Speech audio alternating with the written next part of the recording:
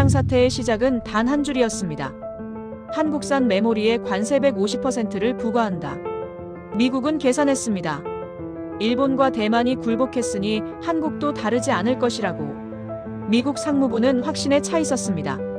그러나 그 순간 한국의 HBM 생산 라인이 조용히 움직였고 보이지 않는 72시간의 반격이 시작됐습니다. 범용 디램 공급이 급감했습니다. 가격이 300% 폭등했습니다. 글로벌 기업들이 생산 중단을 경고했습니다.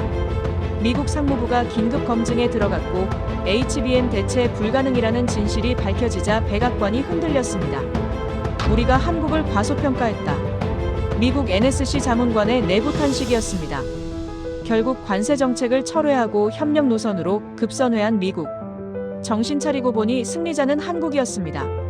그 믿기 힘든 72시간의 이야기를 지금 바로 공개합니다. 시작하기 전 구독과 좋아요, 그리고 댓글로 한국 화이팅이라고 응원주세요. 많은 힘이 됩니다. 저는 판교에 도착한 순간부터 뭔가 이상하다고 느꼈습니다. 공항을 빠져나와 차로 1시간쯤 달렸을까요? 창밖으로 펼쳐진 고층 빌딩들은 생각보다 깔끔했죠. 하지만 그게 전부였어요. 저는 44살, 백악관 국가안보회의에서 기술안보와 AI 공급망을 담당하는 특임자문관입니다. 제 임무는 명확했죠. 한국산 메모리 반도체에 150% 관세를 때렸을 때 미국 산업이 버틸 수 있는지 최종 점검하는 겁니다. 솔직히 말하면 저는 이 출장이 형식적인 절차라고 생각했어요. 한국, 일본이나 대만처럼 결국 미국 앞에서 고개를 숙일 나라 중 하나일 뿐이니까요. 워싱턴에서 출발하기 전 상무부 콜린이 제 어깨를 두드리며 웃었던 게 기억납니다. 리디야, 편하게 다녀와. 이미 승부는 난 거야. 저도 그렇게 믿었습니다. 그런데 삼성 본사 앞에 도착했을 때 제 확신은 처음으로 흔들렸어요. 로비에 들어서자마자 눈에 들어온 건 번호표 발권기였습니다. 그것도 하나가 아니었죠. 세 대가 나란히 놓여 있었고 그 앞에 외국인들이 줄을 서 있었어요. 정장 차림의 백인 남성, 인도계로 보이는 여성, 중동 억양이 섞인 대화를 나누는 일행까지. 저는 동행한 현지 연락 담당자에게 물었습니다. 저 사람들 뭐 하는 거예요? 구매 상담 대기 중이십니다. 요즘 매일 저래요. 그의 대답은 담담했지만 제 귓속엔 뭔가 비웃는 듯한 울림이 남았어요. 저는 발권기 옆 안내판을 읽었습니다. HBM 우선 상담, 범용 디램 긴급 공급, 낸드 대량 계약. 단어들이 눈에 들어왔지만 저는 그걸 믿고 싶지 않았죠. 저 사람들이 정말 한국 기업한테 매달리려고 태평양을 건너왔다고요? 말이 안 됐습니다. 엘리베이터를 기다리는 동안 옆에 서 있던 중년 남성이 한숨을 쉬었어요. 그는 영어로 전화 통화를 하고 있었습니다. 본사에 전해. 삼성이 아니면 대안이 없어. 가격이 오르든 말든 우리가 선택할 수 있는 게 아니야. 그의 목소리엔 짜증과 체념이 뒤섞여 있었습니다. 저는 고개를 돌려 창밖을 봤어요. 유리창 너머로 보이는 판교 테크노밸리는 햇빛을 받아 반짝이고 있었죠. 마치 자기들이 세상의 중심이라도 되는 것처럼요. 그 순간 저는 불쾌함을 느꼈습니다. 이건 연출이에요. 한국 정부가 미국 협상단을 의식해서 꾸며낸 쇼죠. 저 사람들은 배우일 수도 있고 설령 진짜 구매 담당자라 해도 과장된 긴박함을 연기하고 있는 거예요. 그래야 협상 테이블에서 유리하니까요. 저는 속으로 비웃었습니다. 한국 사람들 참 영리하긴 해요. 하지만 워싱턴을 상대로 이런 얄팍한 수작이 통할 거라고 생각한다면 그건 오산입니다. 회의실로 안내받았을 때 삼성 측 대표로 나온 사람은 강도윤이라는 남성이었어요. 52살, 메모리 전략실 부사장이라고 했죠. 그는 말끔한 회색 양복을 입고 있었고 악수를 청할 때 손에 힘이 딱 적당히 들어갔습니다. 너무 세지도 약하지도 않게요. 계산된 느낌이었어요. 먼 길 오시느라 수고하셨습니다. 그의 목소리는 낮고 차분했습니다. 감정의 파동이 전혀 느껴지지 않았죠. 저는 그걸 보고 확신했어요. 이 사람, 프로페셔널하긴 한데 긴장하고 있어. 미국이 던질 카드가 뭔지 알고 있으니까요. 회의는 형식적인 인사로 시작됐습니다. 저는 준비해온 자료를 펼쳤어요. 관세 150% 부과 시 예상 시나리오, 미국 내 대체 공급망 확보 계획, 동맹국 우선 조달 원칙. 한 장 한 장 넘길 때마다 저는 상대방의 표정을 살폈습니다. 그런데 도윤 씨는 전혀 흔들리지 않았어요. 오히려 제 설명이 끝나자 천천히 고개를 끄덕이더니 이렇게 말했습니다. 잘 들었습니다. 그런데 하트먼 씨, 혹시 로비에서 보셨나요? 저희 고객분들이요. 저는 잠깐 말문이 막혔어요. 그가 뭘 노리는지 알 수 없었죠. 네, 봤습니다. 저분들 매일 오세요. 3개월 전부터요. 번호표 시스템은 한 달 전에 도입했습니다. 안 그러면 복도가 사람으로 넘쳐서 업무가 안 되거든요. 그의 말투는 여전히 부드러웠지만 저는 그 안에 숨겨진 나를 느꼈습니다. 이건 시위예요. 우리가 없으면 너네가 곤란해진다는 메시지죠. 저는 웃으며 대꾸했습니다. 인기가 많으시군요.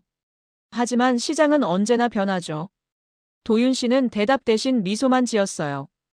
그 미소가 묘하게 오래 남았습니다. 회의가 끝나고 호텔로 돌아가는 길, 저는 창밖을 보며 생각했어요.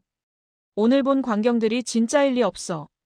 한국은 제조 강국일 순 있지만 미국을 상대로 협상력을 가질 만큼 대체 불가능한 존재는 아니에요. 일본도 무릎 꿇었고 대만도 고개 숙였습니다. 한국이라고 다를 게 뭐가 있겠어요?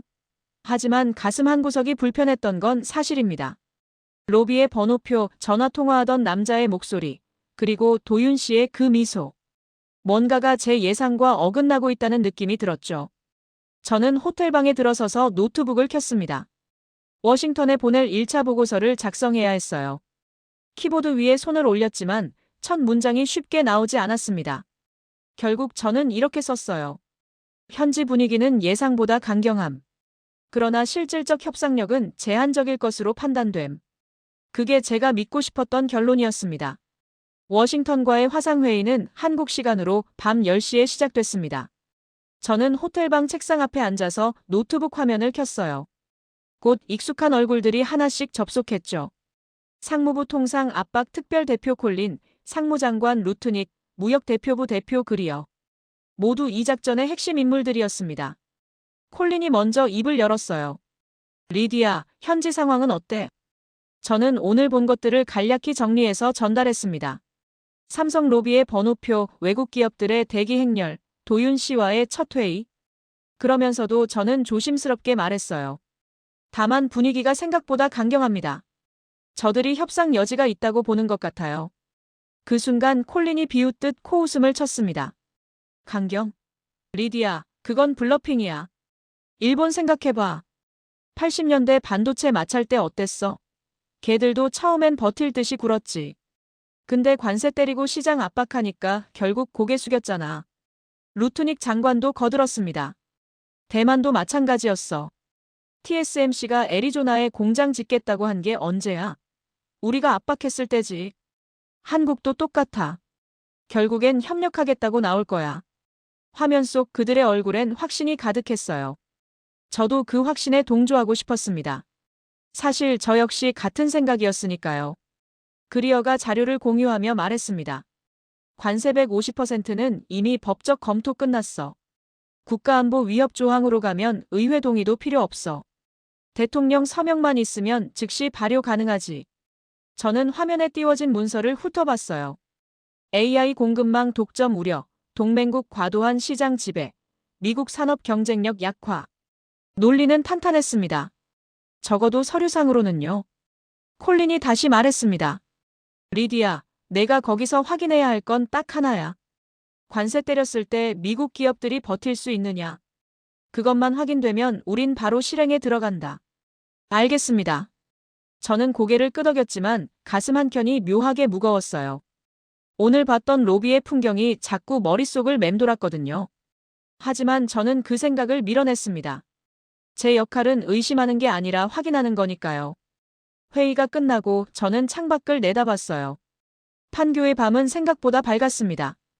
고층 빌딩마다 불이 켜져 있었고 멀리 공장지대로 보이는 곳에서도 희미한 조명이 깜빡였죠. 저는 생각했어요. 저 불빛들이 곧 꺼질 거라고. 미국이 관세를 때리면 저들은 선택의 여지가 없을 거라고요. 다음 날 아침, 저는 삼성과의 2차 회의를 준비했습니다. 이번엔 좀 더 구체적인 데이터를 요구할 계획이었어요.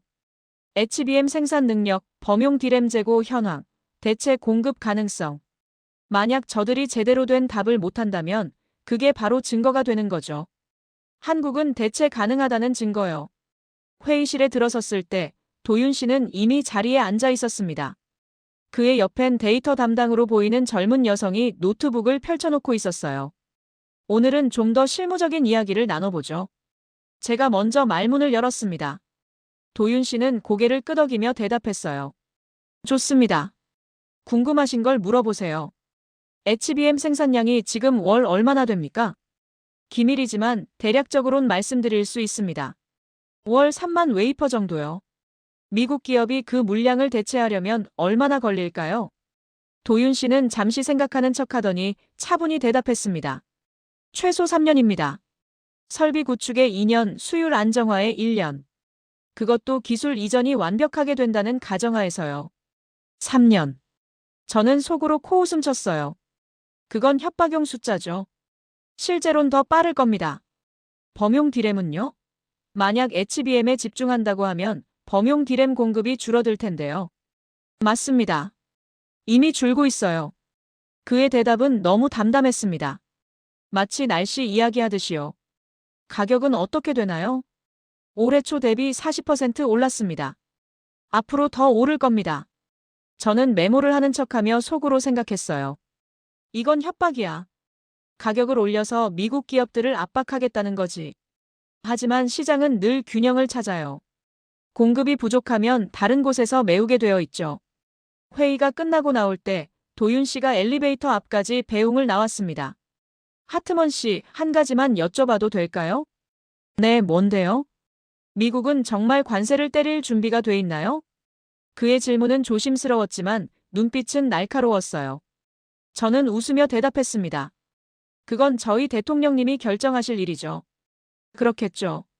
다만 한 가지 확실한 건 관세를 때리든 안 때리든 시장은 이미 움직이고 있다는 겁니다. 그의 말이 무슨 뜻인지 저는 알 수 없었어요. 하지만 묘하게 신경 쓰였습니다. 호텔로 돌아와서 저는 워싱턴에 2차 보고서를 보냈어요. 삼성의 생산 능력, 가격 동향, 대체 소요 시간. 모든 데이터를 정리했죠. 그리고 마지막에 제 의견을 덧붙였습니다. 상대 측은 강경한 태도를 유지하고 있으나 실질적 대응 수단은 제한적임. 관세 부과 시단기 혼란은 있을 수 있으나 중장기적으론 미국에 유리할 것으로 판단됨. 저는 그렇게 믿었습니다. 관세는 늘 통했으니까요.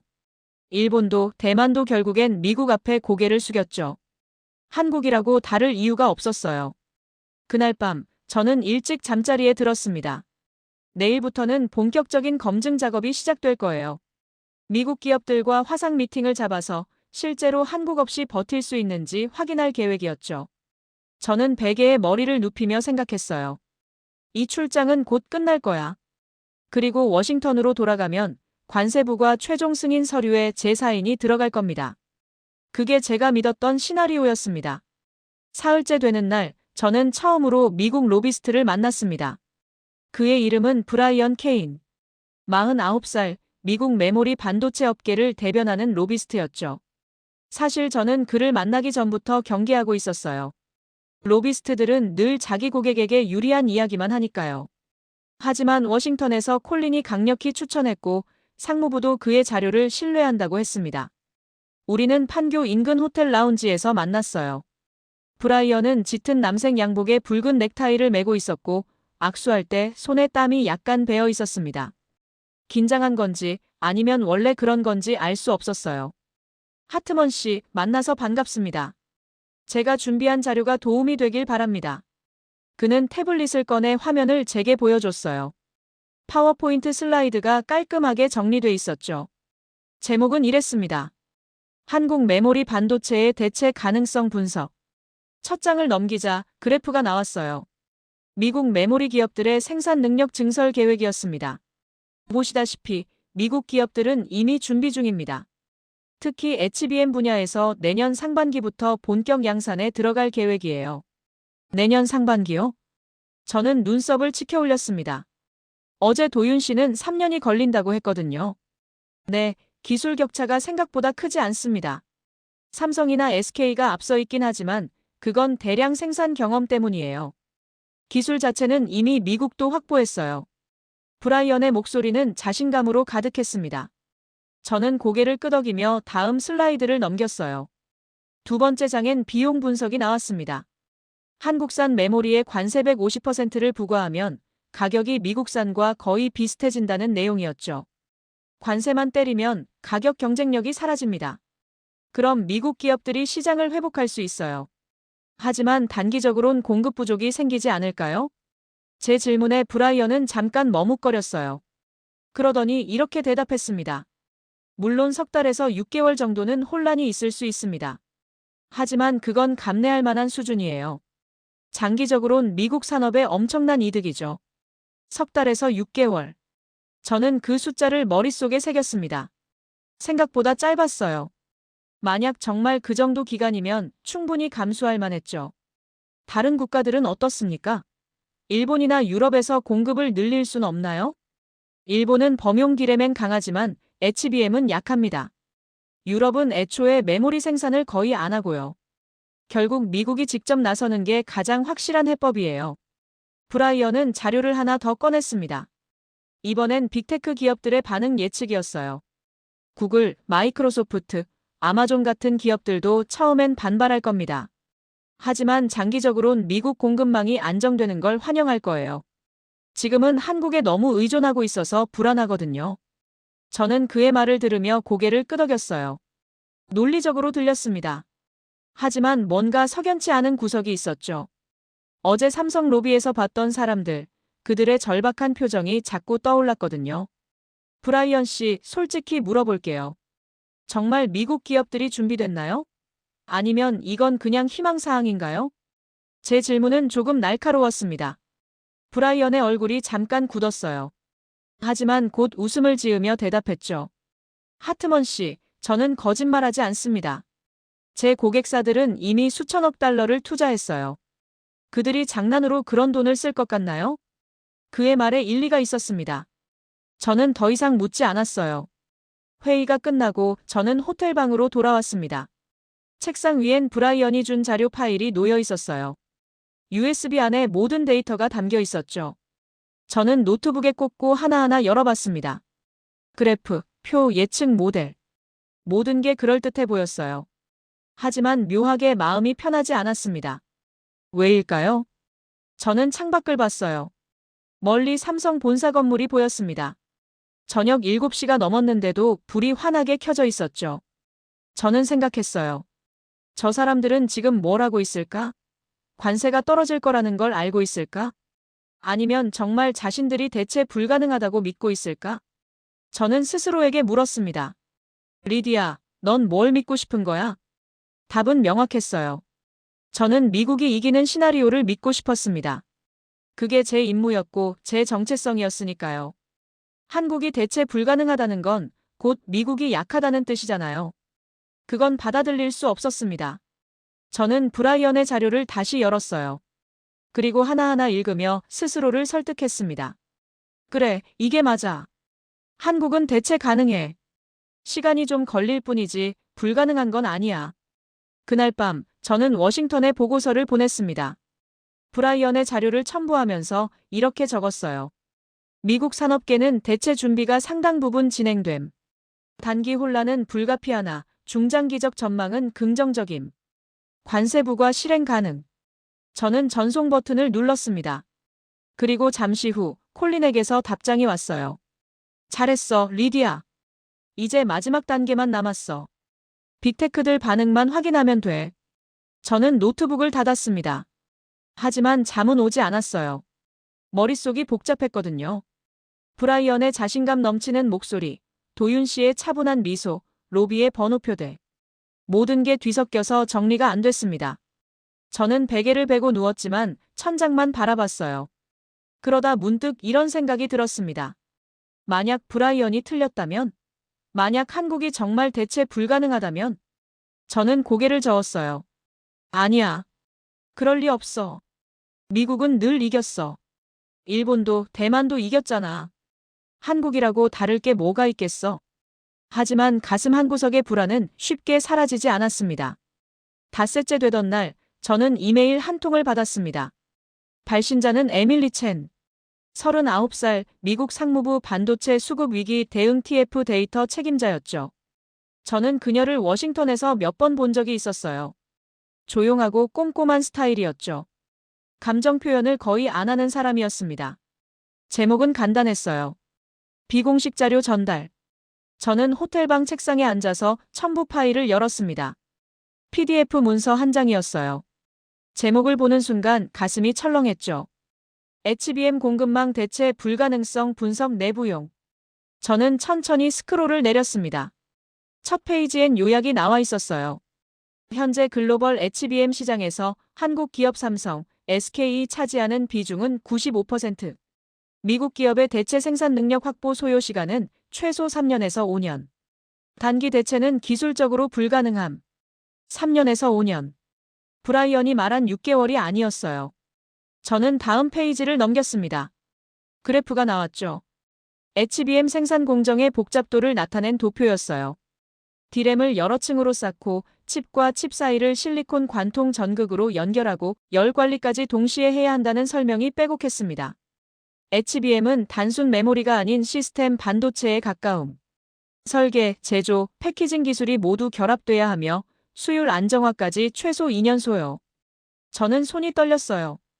브라이언의 자료와 완전히 달랐습니다. 누가 맞는 걸까요? 다음 페이지엔 더 충격적인 내용이 있었습니다. 범용 D램 공급 감소로 인한 가격 상승률 작년 대비 48%. 예상 추가 상승률 향후 6개월 내 30% 추가. 미국 PC 및 서버 제조업체 생산 차질 불가피. 저는 계산기를 두들겼어요. 48%에 30%를 더하면 거의 80% 가까이 오르는 겁니다. 이건 단순한 가격 변동이 아니었어요. 산업 전체가 흔들릴 수 있는 수준이었죠. 마지막 페이지엔 에밀리의 짧은 메모가 붙어 있었습니다. 하트먼 씨, 이 자료는 공식 보고 라인을 타지 않았습니다. 위에선 듣고 싶어 하지 않거든요. 하지만 누군가는 알아야 한다고 생각했어요. 당신이 현장에 있으니 직접 확인해 보세요. 숫자는 거짓말하지 않습니다. 저는 노트북 화면을 물끄러미 바라봤습니다. 에밀리는 왜 이걸 보냈을까요? 그녀가 얻을 게 뭐가 있죠? 오히려 상부에 찍힐 위험만 커질 텐데요. 저는 핸드폰을 들어 에밀리에게 전화를 걸었습니다. 한국 시간으론 오전 10시, 워싱턴은 밤 8시쯤 됐을 거예요. 세 번째 신호음에 그녀가 받았습니다. 첸입니다. 에밀리 나야. 리디야. 자료 받았어요? 받았어. 이게 진짜야? 전화 너머로 잠깐 침묵이 흘렀어요. 그러더니 에밀리의 목소리가 들렸습니다. 평소보다 낮고 조금 떨리는 목소리였죠. 진짜예요. 제가 3개월 동안 모은 데이터고요. 상무부 내부 수치, 업계 보고서, 빅테크 구매 담당자 인터뷰까지 다 확인했어요. 그럼 브라이언 케인이 준 자료는 뭐야? 그 사람은 6개월이면 대체 가능하다고 했어. 그건 희망사항이에요. 아니, 좀 더 솔직히 말하면 로비용 자료죠. 그 사람 고객사들이 보조금 받으려고 만든 시나리오예요. 저는 한숨을 쉬었습니다. 에밀리의 말이 맞다는 걸 본능적으로 알 수 있었어요. 왜 공식 보고를 안 했어? 이렇게 중요한 내용인데. 했어요. 2번이나요? 근데 콜린이 묵살했어요. 지나치게 비관적이라면서요. 루트닉 장관한테도 올렸는데 읽지도 않았더라고요. 에밀리의 목소리엔 분노가 섞여 있었습니다. 저는 그녀가 왜 이 자료를 비공식으로 보냈는지 이해했어요. 리디아, 당신은 현장에 있잖아요. 직접 보고 있잖아요. 제발 확인해줘요. 제 숫자가 맞는지. 전화를 끊고 저는 창밖을 봤습니다. 판교거리는 평온해 보였어요. 하지만 제 마음은 전혀 평온하지 않았죠. 저는 다시 에밀리의 자료를 펼쳤습니다. 그리고 하나하나 검증하기 시작했어요. 인터넷으로 최근 D램 가격 추이를 검색했죠. 정말로 40% 이상 올라 있었습니다. 업계 뉴스를 찾아봤어요. 여러 PC 제조사들이 생산 계획을 줄인다는 기사가 나왔더군요. 저는 삼성 측에 추가 미팅을 요청했습니다. 도윤 씨가 다음 날 오전에 만나자고 했어요. 그날 밤 저는 잠을 이루지 못했습니다. 브라이언의 낙관론과 에밀리의 비관론 사이에서 저는 어느 쪽을 믿어야 할지 몰랐어요. 아니, 정확히 말하면 어느 쪽을 믿고 싶은지와 어느 쪽이 진실인지가 다르다는 걸 알고 있었죠. 저는 베개를 끌어안고 생각했습니다. 만약 에밀리가 맞다면 관세 부과는 재앙이에요. 미국 산업 전체가 멈출 수 있죠. 하지만 만약 브라이언이 맞다면 이건 미국이 공급망을 되찾을 마지막 기회예요. 문제는 저 혼자선 답을 알 수 없다는 거였습니다. 다음 날 아침, 저는 회의실에서 도윤 씨를 다시 만났어요. 이번엔 좀 더 직접적으로 물었습니다. 도윤 씨, 솔직히 말해주세요. 미국이 관세를 때리면 한국은 정말 타격을 받나요? 그는 잠시 저를 바라봤습니다. 그러더니 천천히 입을 열었어요. 타격이요? 글쎄요. 가격을 올리면 되는데 그게 타격일까요? 그 한마디가 모든 걸 말해주고 있었습니다. 저는 그 순간 깨달았어요. 에밀리가 맞았다는 걸. 숫자가 말하고 있었다는 걸. 한국은 대체 불가능했습니다. 일주일째 되던 날 본격적인 협상이 시작됐습니다. 장소는 삼성 본사 20층 회의실이었어요. 미국 측에선 제가 주 협상자로 나섰고 상무부에서 콜린이 화상으로 참석했습니다. 한국 측엔 도윤 씨와 함께 법무팀, 전략기획팀이 자리했어요. 저는 회의실에 들어서면서 긴장했습니다. 오늘은 카드를 꺼내야 하는 날이었거든요. 관세 150%라는 미국의 최종 무기를요. 회의가 시작되자 콜린이 화면을 통해 먼저 입을 열었습니다. 오늘은 솔직하게 이야기하겠습니다. 미국 정부는 한국의 메모리 반도체 시장 독점을 국가안보 위협으로 판단하고 있습니다. 이에 따라 관세 부과를 심각하게 검토 중입니다. 도윤 씨는 표정 하나 변하지 않았어요. 그저 고개를 끄덕이며 들을 뿐이었죠. 콜린이 계속 말했습니다. 관세율은 150%입니다. 즉시 발효 가능하며 법적 근거도 확보했습니다. 다만 우리는 한국과의 우호 관계를 고려해 협상 기회를 드리는 겁니다. 협상 기회. 저는 그 단어를 들으며 속으로 씁쓸하게 웃었어요. 이건 협상이 아니라 최후 통첩이었죠. 도윤 씨가 천천히 입을 열었습니다. 협상 기회라고 하셨는데 구체적으로 무엇을 원하시는 겁니까? 미국 내 생산시설 확대, 기술 이전, 그리고 가격 인하입니다. 콜린의 목소리는 단호했어요.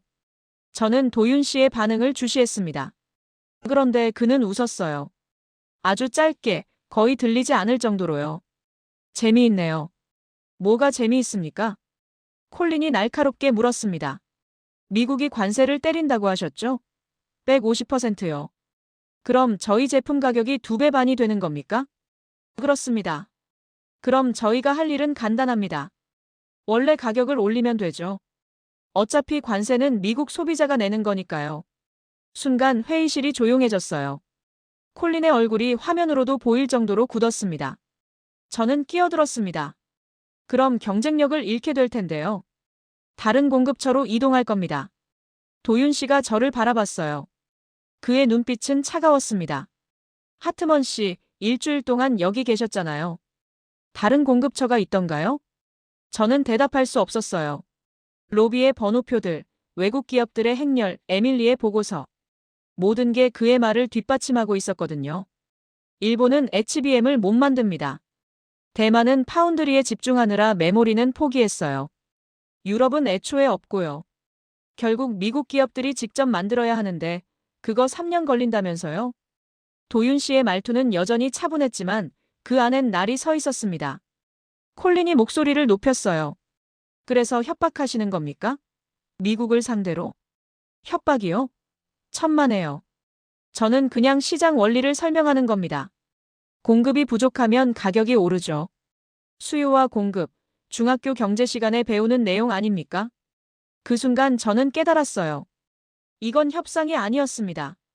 역공이었죠. 미국이 관세라는 칼을 빼들었는데 상대는 그 칼날을 잡고 되돌려 찌르고 있었어요. 콜린이 화면 너머로 숨을 크게 들이쉬는 게 보였습니다. 좋습니다. 그럼 이렇게 하죠. 우리가 관세를 유보하는 대신 한국은 미국에 우선 공급 약속을 하십시오. 우선 공급이요? 다른 고객들보다 미국을 먼저 챙기라는 말씀이신가요? 그렇습니다. 도윤 씨는 고개를 저었어요. 그건 불가능합니다. 저희는 선착순으로 팔아요. 먼저 주문한 사람한테 먼저 주는 거죠. 그게 공정한 거 아닙니까? 공정? 지금 미국 안보를 위협하면서 공정을 논합니까? 콜린의 목소리엔 분노가 묻어났어요. 하지만 도윤 씨는 전혀 흔들리지 않았습니다. 안보요? 그럼 미국 기업들한테 물어보세요. 삼성 칩이 없으면 AI를 못 돌린다는데 그게 안보 위협인가요? 아니면 안보 필수품인가요? 저는 그 말을 들으며 충격을 받았어요. 틀린 말이 아니었거든요. 엔비디아, 구글, 마이크로소프트 모두 한국산 HBM 없이는 AI 칩을 만들 수 없었죠. 회의는 1시간 더 이어졌지만 진전은 없었습니다. 콜린은 계속 압박했고 도윤 씨는 담담하게 받아쳤어요. 저는 중간에서 중재하려 했지만 양쪽 모두 들으려 하지 않았죠. 결국 회의는 결론 없이 끝났습니다. 나오면서 도윤 씨가 제게 조용히 말했어요. 하트먼 씨, 한 가지만 기억하세요. 관세는 칼이에요. 근데 그 칼은 상대를 찌르기도 하지만 휘두르는 사람도 베일 수 있습니다. 저는 대답하지 않았어요. 할 말이 없었거든요. 호텔로 돌아와서 저는 거울을 봤습니다. 제 얼굴은 창백했어요. 일주일 동안 쌓인 피로와 스트레스가 고스란히 드러나 있었죠. 저는 침대에 주저앉았습니다. 그리고 처음으로 인정했어요. 미국이 을이 될 수도 있다는 걸. 관세를 때려도 한국은 끄떡없을 거라는 걸. 오히려 미국 산업이 먼저 무너질 거라는 걸. 제 자존심이 산산조각 나는 소리가 들렸습니다. 이틀 뒤 상황은 급변했습니다. 저는 새벽 4시에 전화를 받았어요. 워싱턴에서 걸려온 긴급 연락이었죠. 상무부 에밀리였습니다. 리디아, 일어나세요. 난리 났어요. 무슨 일인데? 저는 잠결에 물었지만 그녀의 다음 말에 완전히 정신이 들었어요. 엔비디아 CEO가 백악관에 전화했어요. 관세 때리면 공개적으로 반대 성명 낸다고요. 엔비디아. 젠슨 황. AI 칩의 절대 강자였죠. 그가 움직였다는 건 사태가 심각하다는 뜻이었습니다. 저는 급히 노트북을 켰어요. 이메일함이 폭발 직전이었습니다. 워싱턴에서 온 메일만 20통이 넘었죠. 첫 번째 메일을 열었습니다. 제목은 긴급 빅테크 반발 확산이었어요. 내용을 읽는데 손이 떨렸습니다. 구글, 마이크로소프트, 메타, 아마존. 주요 빅테크 CEO들이 일제히 백악관에 항해 전화를 넣었다는 거예요. 내용은 한결같았습니다. 관세 부과하면 AI 개발 중단된다. 책임질 거냐? 저는 다음 메일을 열었어요. 국가안보보좌관 대행 루비오가 보낸 거였습니다. 리디아, 즉시 귀국 준비하십시오. 상황이 통제 불능입니다. 대통령님이 직접 브리핑 요구하셨습니다. 즉시 귀국. 저는 그 단어의 무게를 알았어요. 이건 실패를 인정하라는 뜻이었죠. 저는 샤워도 안 하고 옷을 갈아입었습니다. 그리고 공항으로 가는 차를 불렀어요. 판교를 떠나기 전 저는 창밖을 봤습니다. 삼성 본사 건물이 아침 햇살을 받아 빛나고 있었어요. 마치 승리를 자축하는 것처럼요. 비행기 안에서 저는 뉴스를 검색했습니다. 이미 언론에 흘러나가기 시작했더군요. 엔비디아 CEO, 한국 관세 정책의 우려 표명. 빅테크 연합, 백악관 압박. AI 공급망 혼란 경고. 삼성 SK 주가 급등. 미국 압박 무력화 전망. 저는 기사를 읽으며 참담했습니다. 불과 열흘 전만 해도 저는 확신에 차 있었어요. 미국이 이길 거라고. 관세가 통할 거라고. 한국은 결국 무릎 꿇을 거라고요. 하지만 현실은 정반대였습니다. 워싱턴에 도착했을 땐 밤 9시였어요. 저는 곧장 백악관으로 향했습니다. 국가안보회의 긴급회의가 열린다고 했거든요. 회의실에 들어섰을 때 분위기는 최악이었습니다. 콜린은 얼굴이 벌겋게 달아올라 있었고 루트닉 장관은 팔짱을 낀 채 입술을 깨물고 있었어요. 루비오는 창밖만 바라보고 있었죠. 제가 자리에 앉자 루비오가 먼저 입을 열었습니다. 리디아, 현장에서 뭘 본 겁니까? 한국이 이렇게 나올 줄 몰랐어요? 저는 침을 삼켰어요. 예상보다 강경했습니다. 그리고 그들의 자신감엔 근거가 있었습니다. 무슨 근거요? 대체 불가능성입니다. 적어도 단기적으로는 한국 없이 AI 산업이 돌아갈 수 없어요. 콜린이 책상을 쳤습니다. 말도 안 돼. 브라이언 케이는 6개월이면 된다고 했어. 저는 고개를 저었어요. 그건 희망사항이었습니다. 실제 데이터는 3년에서 5년이에요. 에밀리 첸이 보낸 보고서가 맞았습니다. 순간 회의실이 조용해졌어요. 모두가 제 말의 의미를 이해했죠. 루트닉 장관이 한숨을 쉬었습니다. 그럼 이제 어떻게 합니까? 엔비디아 CEO가 내일 기자회견 연다고 했어요. 공개적으로 정부 비판한다고요. 젠슨 황. 그는 단순한 기업인이 아니었어요. AI 시대의 상징이었죠. 그가 공개적으로 정부를 비판한다면 정치적 파장은 엄청날 겁니다. 루비오가 말했습니다. 대통령님께서 결단을 내려야 합니다. 관세를 밀어붙일 건지 아니면 철회할 건지. 철회하면 체면이 어떻게 됩니까? 콜린이 반발했어요. 체면보다 AI 산업이 중요합니다. 지금 구글, 마이크로소프트 모두 생산 중단 직전이에요. 삼성이 물량 안 주면 다음 분기 실적 폭락합니다. 저는 그들의 대화를 들으며 깨달았어요. 이건 더 이상 통상 문제가 아니었습니다. 정치 위기였죠. 회의는 자정이 넘어서까지 이어졌어요. 하지만 결론은 나지 않았습니다. 대통령의 최종 결정을 기다려야 했죠. 다음 날 아침, 저는 뉴스를 켰습니다. 젠슨 황의 기자회견이 생중계되고 있었어요. 한국 반도체 기업들은 우리의 파트너입니다. 적이 아니에요. 그들 없이는 AI 혁명을 이룰 수 없습니다. 만약 미국 정부가 관세를 부과한다면 그건 스스로 발등을 찍는 겁니다. 그의 목소리는 단호했습니다. 그리고 카메라가 클로즈업 되면서 그가 덧붙였어요. 저는 한국 기업들과 계속 협력할 겁니다. 어떤 정책이 나와도요. 그 말은 곧 최후 통첩이었습니다. 정부냐 산업이냐? 둘 중 하나를 선택하라는 거죠.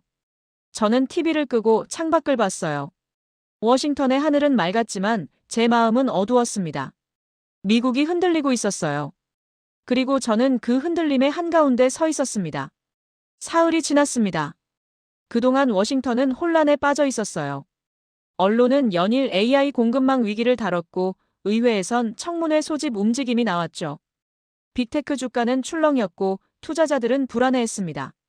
저는 그 사흘 동안 거의 잠을 자지 못했어요. 브리핑 자료를 준비하고 각 부처와 조율하고 대통령 면담을 기다렸죠. 제 책임이 얼마나 무거운지 뼈저리게 느꼈습니다. 마침내 그날이 왔습니다. 오후 2시, 저는 백악관 집무실로 들어갔어요. 트럼프 대통령이 창가에 서 있었습니다. 70 중반의 나이였지만 여전히 존재감이 강렬했죠. 앉으시오, 하트먼. 그가 손짓했어요. 저는 조심스럽게 앉았습니다. 한국에서 뭘 봤소? 그의 질문은 직설적이었어요. 저는 숨을 고르고 대답했습니다. 각하, 솔직히 말씀드리겠습니다. 저희가 예상했던 것과 현실은 달랐습니다. 한국은 대체 가능한 상대가 아니었어요. 적어도 지금은요. 관세를 때리면 미국 산업이 먼저 무너질 겁니다. 삼성과 SK가 가격을 올리고 공급을 조절하면 저희 AI 기업들이 타격을 입어요. 엔비디아만의 문제가 아닙니다. 구글, 마이크로소프트, 아마존 모두 같은 처지죠. 대통령은 창밖을 바라봤어요. 한참을 침묵하더니 이렇게 말했습니다. 일본은 굴복했소. 대만도 협력했소. 왜 한국은 다르오? 반도체 종류가 다릅니다. 일본은 범용칩이었고 대만은 파운드리였어요. 근데 한국은 메모리, 그것도 AI 시대의 핵심인 HBM을 쥐고 있습니다. 이건 산업의 심장이에요. 대통령이 돌아서서 저를 봤습니다. 그럼 우리가 졌단 말이오? 아니요, 각하. 진 게 아니라 게임의 규칙이 바뀐 겁니다. 예전엔 미국이 시장을 쥐고 있었어요. 근데 지금은 기술을 가진 쪽이 힘을 쥐고 있습니다. 저는 조심스럽게 말을 이었어요. 각하께서 결단을 내리셔야 합니다. 체면을 지킬 건지 아니면 산업을 지킬 건지요. 대통령은 책상에 앉았습니다. 그리고 손가락으로 책상을 톡톡 두드렸어요. 그게 그분의 습관이라는 걸 저는 알고 있었죠. 깊이 생각할 때 하는 행동이었습니다. 루트닉 장관은 뭐라고 하던가? 관세 유보를 건의했습니다. 콜린은 여전히 강경합니다. 하지만 대안이 없어요. 그리어는 협력 노선으로 전환하자고 했습니다. 대통령이 한숨을 쉬었어요. 다들 내 체면은 생각 안 하는군. 각하, 체면은 회복할 수 있습니다. 하지만 AI 산업을 놓치면 그건 회복 불가능합니다. 그 말에 대통령이 저를 똑바로 쳐다봤어요. 날카로운 눈빛이었죠. 하트먼, 자네는 확신하는가? 정말 한국과 협력해야 한다고? 네, 각하. 확신합니다. 저는 단호하게 대답했어요. 망설임이 없었습니다. 대통령은 고개를 끄덕였습니다. 알았소. 관세는 철회하겠소. 대신 한국과 새로운 협력 프레임을 만드시오. 투자 확대, 기술 협력, 공급 안정화. 그걸 명분으로 삼겠소. 알겠습니다, 각하. 그리고 하트먼. 네. 이건 패배가 아니오. 전략 수정이오. 언론엔 그렇게 설명하시오. 저는 고개를 숙였습니다. 명심하겠습니다. 집무실을 나오면서 저는 복도를 걸었어요. 무거운 발걸음이었지만 한편으론 안도감도 들었습니다. 최악의 시나리오는 피한 거니까요. 루트닉 장관이 복도에서 기다리고 있었어요. 어떻게 됐소? 철회하기로 하셨습니다. 장관이 안도의 한숨을 쉬었습니다. 다행이군. 이제 한국과 재협상이요? 네, 하지만 이번엔 다릅니다. 우리가 요구하는 게 아니라 협력을 제안하는 거예요. 장관이 쓸쓸하게 웃었어요. 격세지감이로군. 미국이 협력을 제안하다니. 저는 대답하지 않았습니다. 그 말이 뼈아프게 사실이었으니까요. 그날 저녁 백악관은 성명을 발표했어요. 미국 정부는 한국과의 전략적 협력을 강화하기로 결정했습니다. 관세 부과 계획은 유보되며 양국은 AI 공급망 안정화를 위한 새로운 파트너십을 구축할 것입니다. 언론은 즉시 반응했죠. 트럼프, 한국의 백기투항 AI 시대, 반도체가 왕이다. 미국 체면 구겼지만 산업은 살렸다. 저는 뉴스를 보며 씁쓸했습니다. 승리도 패배도 아닌 묘한 감정이었어요. 다음 날, 저는 다시 한국행 비행기에 올랐습니다. 이번엔 협박이 아니라 협력을 논의하러요. 기내에서 저는 창밖을 봤어요. 구름 위로 햇빛이 쏟아지고 있었습니다. 미국은 선택했어요. 체면보다 산업을요. 과거보다 미래를요. 그게 옳은 선택이었는지 저는 아직 모르겠습니다. 하지만 적어도 최악은 피했어요. 이틀 후, 저는 다시 판교에 있었습니다. 이번엔 관세 압박이 아니라 협력 협상을 위해서였죠. 공항에 내려서 차를 타고 오는 길 똑같은 풍경이었지만 제 마음은 완전히 달랐어요. 처음 왔을 때는 오만함으로 가득했었죠. 하지만 지금은 다릅니다. 겸손함과 존중, 그리고 묘한 호기심이 뒤섞여 있었어요. 회의실엔 삼성 측 최고 위급이 나왔습니다. DS 부문 대표 김영우 씨와 도윤 씨, 그리고 법무팀과 전략기획팀이었어요. 영우 씨는 55살 회색빛 양복에 은퇴 안경을 쓴 차분하고 절제된 인상이었습니다. 그는 제게 악수를 청하며 말했어요. 다시 오셨군요. 이번엔 좀 더 생산적인 대화가 되길 바랍니다. 그의 목소리는 부드러웠지만 그 안에 단단함이 있었어요. 저는 고개를 끄덕이며 대답했습니다. 저도 그렇게 바랍니다. 이번엔 협박이 아니라 협력을 논의하러 왔습니다. 영우 씨가 미소를 지었어요. 그 미소가 진심인지 외교적 제스처인지 알 수 없었지만 적어도 적대적이진 않았습니다. 회의는 예상보다 순조롭게 진행됐어요. 양측 모두 이미 결론을 알고 있었거든요. 미국은 더 이상 위협할 수 없고 한국도 미국과의 관계를 완전히 망칠 순 없다는 걸요. 주요 합의 내용을 하나씩 정리해 나갔습니다. 첫째, 삼성과 SK는 미국 텍사스와 애리조나 공장에 추가 투자를 확대한다. 금액은 향후 5년간 200억 달러 규모였어요. 둘째, 다만 HBM 핵심 기술과 주요 생산 라인은 한국에 유지한다. 미국 공장은 범용 제품과 차세대 기술 개발에 집중하기로 했죠. 셋째, 미국은 공급 안정화를 위해 3년 장기 계약을 체결하고 한국은 긴급 상황 시 우선 공급 물량을 일부 배정한다. 양쪽 모두 체면을 지킬 수 있는 타협안이었습니다. 미국은 투자 확대라는 성과를 얻었고 한국은 기술 주권을 지켰어요. 회의 중간에 도윤 씨가 질문했습니다. 하트먼 씨, 솔직히 여쭤볼게요. 워싱턴 반응은 어떻습니까? 혼란스럽죠. 일부는 이걸 굴욕이라고 하고 일부는 현명한 선택이라고 합니다. 당신 생각은요? 저는 잠시 망설였어요. 그러다 솔직하게 대답했습니다. 처음엔 굴욕이라고 느꼈어요. 하지만 지금은 배움이었다고 생각합니다. 영우 씨가 고개를 끄덕였습니다. 배움. 좋은 표현이네요. 사실 저희도 배웠어요. 미국이 얼마나 빠르게 움직일 수 있는지, 압박이 얼마나 거셀 수 있는지요. 서로 배웠군요. 그렇죠. 그게 진짜 협력 아닐까요? 서로를 이해하는 건 말이에요. 그의 말에 저는 묘한 감동을 받았어요. 이 사람은 승리를 자축하는 게 아니라 진짜로 협력을 원하고 있었습니다. 협상이 끝나고 영우 씨가 제게 조용히 말했어요. 하트먼 씨, 오해는 하지 마세요. 우리가 미국을 이기려고 한 건 아니에요. 그냥 우리도 살아남으려고 한 거죠. 반도체는 우리의 생명줄이거든요. 저는 그 말을 곱씹었습니다. 이긴 것도 진 것도 아닌 그냥 각자의 생존이었던 거죠. 미국은 AI 패권을 지키려 했고 한국은 반도체 산업을 지키려 했어요. 둘 다 절실했던 겁니다. 이해합니다. 그리고 존중합니다. 제 말에 영우 씨가 처음으로 환하게 웃었어요. 도윤 씨가 커피를 건네며 물었습니다. 처음 오셨을 때 저희를 어떻게 보셨어요?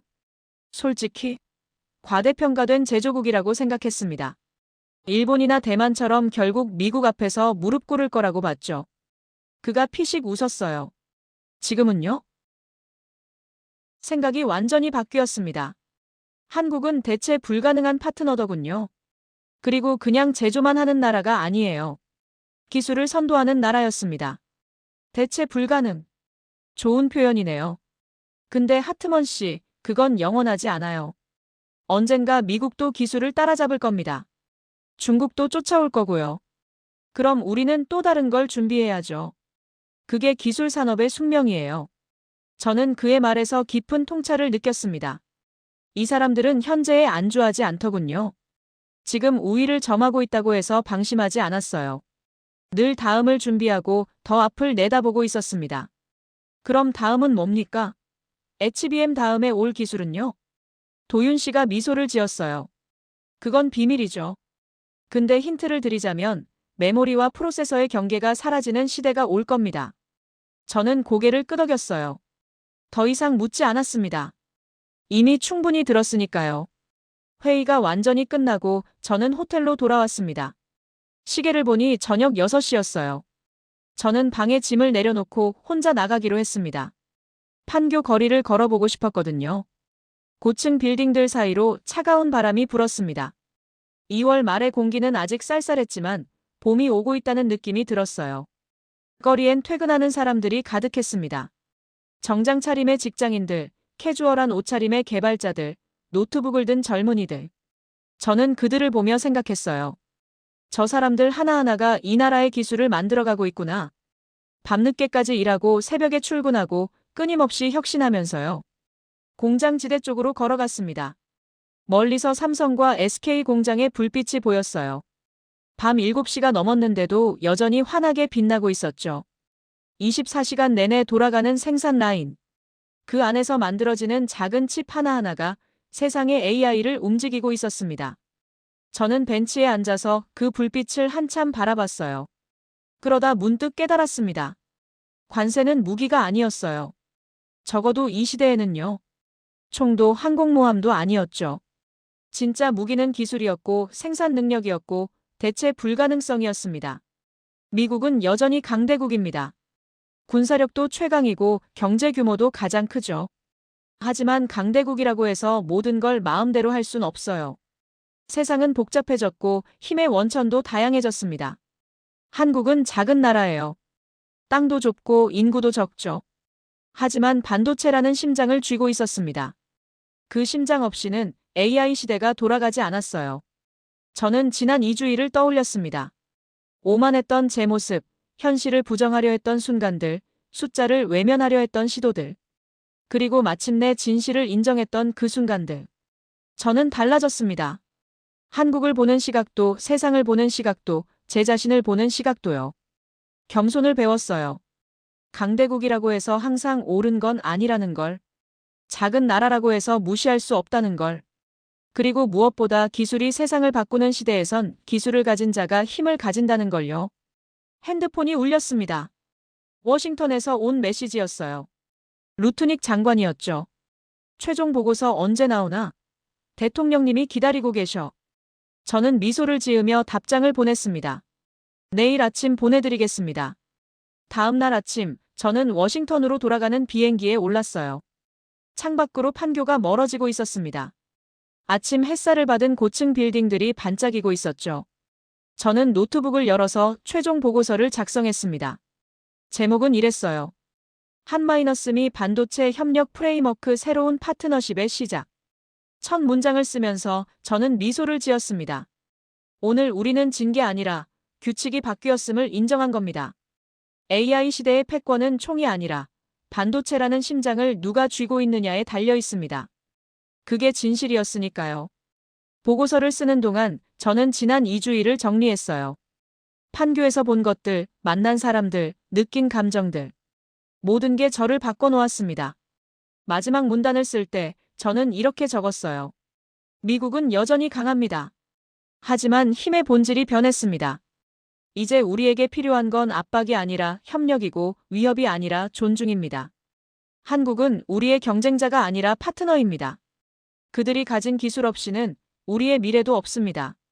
보고서를 다 쓰고 저는 전송 버튼을 눌렀습니다. 비행기가 태평양 상공을 날고 있었어요. 저는 창밖을 보며 생각했습니다. 이번 출장은 끝났지만 진짜 경쟁은 이제 시작이었습니다.